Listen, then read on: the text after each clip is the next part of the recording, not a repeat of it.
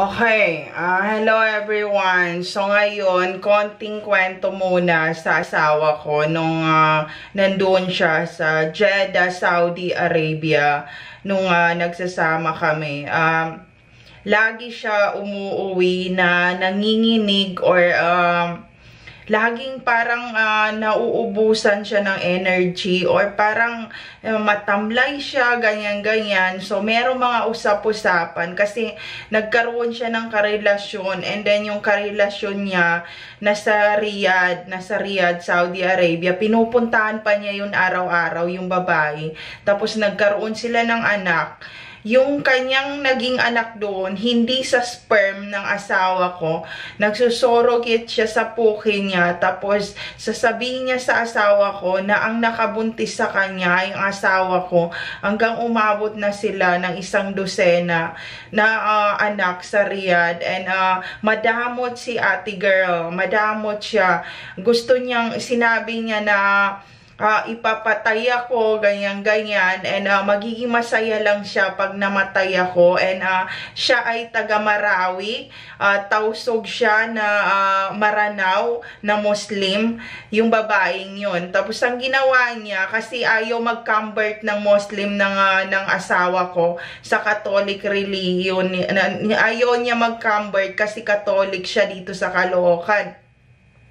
Ang ginawa ni ate girl, itinali niya yung asawa ko sa mosque nila, sa masjid sa Riyadh, sa may abandon, at tinakot na kung hindi magka-convert na Muslim, papatayin niya kami, si Hiro, si Gabi at ako, at papahirapan. Tapos nandoon yung mga kamag-anak niya na Muslim na nandoon sa masjid sa may Riyadh.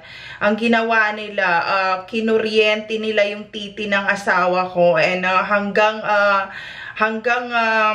ang nangyari ay dumugo yung titi. Tapos pagkatapos nun, hinubaran nila, and nakita siya ng mga Pakistan, ng mga Bangladesh, naawa sila sa kalagayan ng asawa ko, and hindi pa yun, itinapon pa nila doon sa Riyadh talaga para mamalimos sa kalsada.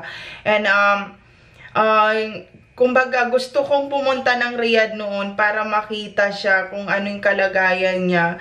Pero hindi ako pinapayagan kasi alam ng gobyerno ng Jeddah na masyadong madamot ang taga Riyadh nung time na yon. Pinabayaan na lang kami nandoon talaga sa Jeddah. Pero sinabi ng taga Jeddah, wag raw pumunta yung taga Riyadh doon sa Jeddah raw, Saudi Arabia. Baka saktan nila.